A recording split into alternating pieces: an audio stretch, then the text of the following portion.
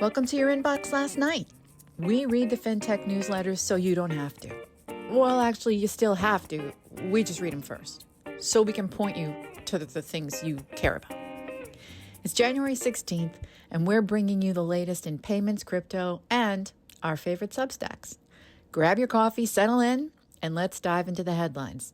Oh, and don't forget, Mr. X will be joining us for a little industry gossip later. Let's start, as we always do, with popular industry newsletters.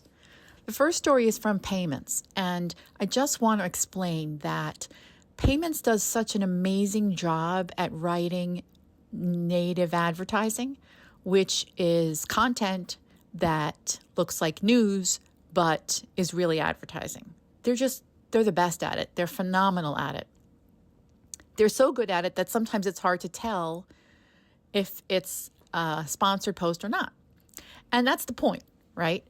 But because of that, I don't use Payments as a primary source as a rule.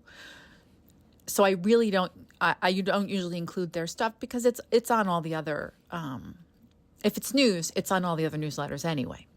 But if I do cite a Payments article, then I'm going to give you the Payments article's source so that you know where the information came from.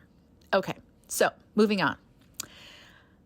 Payments reports on a Nielsen study, it's a Nielsen report study, predicting that card fraud will soar by 2028 with an estimated $404 billion in losses over the next decade. That's a lot of fraud. Time to double check your security policies and your third-party providers and your consultants. From Glenbrook, a J.D. Power and Associates study reveals that surcharges are becoming more common for small businesses looking to cover card fees. Moving to Banking Dive, there's a breakdown of key earnings takeaways from Chase, Goldman, Citi, and Wells. 7 insights, 1 newsletter, worth the read if you're tracking those trends. Also from Banking Dive, remember that FDIC chair story from earlier this week? The incoming chairman was talking about embracing crypto and rolling back regulations as we know them and creating more regulation.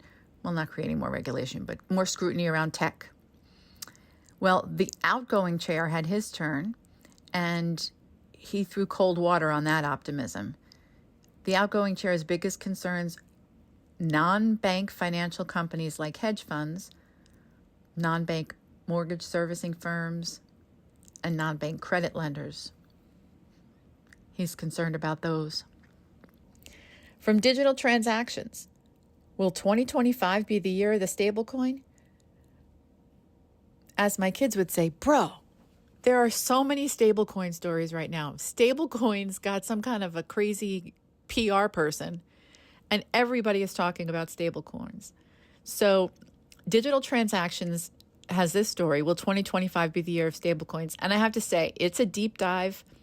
It covers the 195, not individually, but it lets you know that there are 195 stablecoins in circulation, and it speculates on their future. And this is a strong piece if you want to sort of catch up, get up to speed, which I think we all have to do. And finally, Bankless has the inside scoop on 2025's hottest crypto airdrops. If you're dabbling in the space, now might be the time to bump up your ownership and reap some free rewards. Okay, let's see what Mr. X has to say.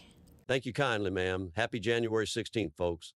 I have to say the gossip coming in has been pretty good. Here's 2 for you today. Home Depot and Lowe's are both helping with fire relief from the devastation happening in Los Angeles. Darling's Home Depot and Lowe's are out here doing their best PR flex, pitching in for LA fire relief efforts. Our source says some are questioning whether or not these moves are genuinely altruistic, or is this just another piece? Well, you know what? Away. Kudos for stepping up. We love a good feel-good moment, even if it comes with a sprinkle of corporate branding. Here's something you may have missed. Online grocery sales are cooking. This is a juicy tidbit. The U.S. online grocery market just served up an 18.8% YOY sales increase for 2024. But, and here's the kicker, the first half of the year was as flat as day-old soda. What turned it around? More subscriptions driven by big discounts and incentives galore. Looks like grocery giants figured out how to make shoppers bite. Literally, who needs a coupon book when you've got dynamic pricing driven deals? Well, all right, I better get back to it. I was holding back today. There's more to come tomorrow. For your inbox last night, I'm Mr. X, your favorite subscription sleuth. Haha. That's it for this edition of Your Inbox Last Night. Thanks for tuning in. If you enjoyed this episode, please share it with a friend. And remember, if you've got a juicy tip or fintech gossip, you can send it to us through our encrypted Signal account.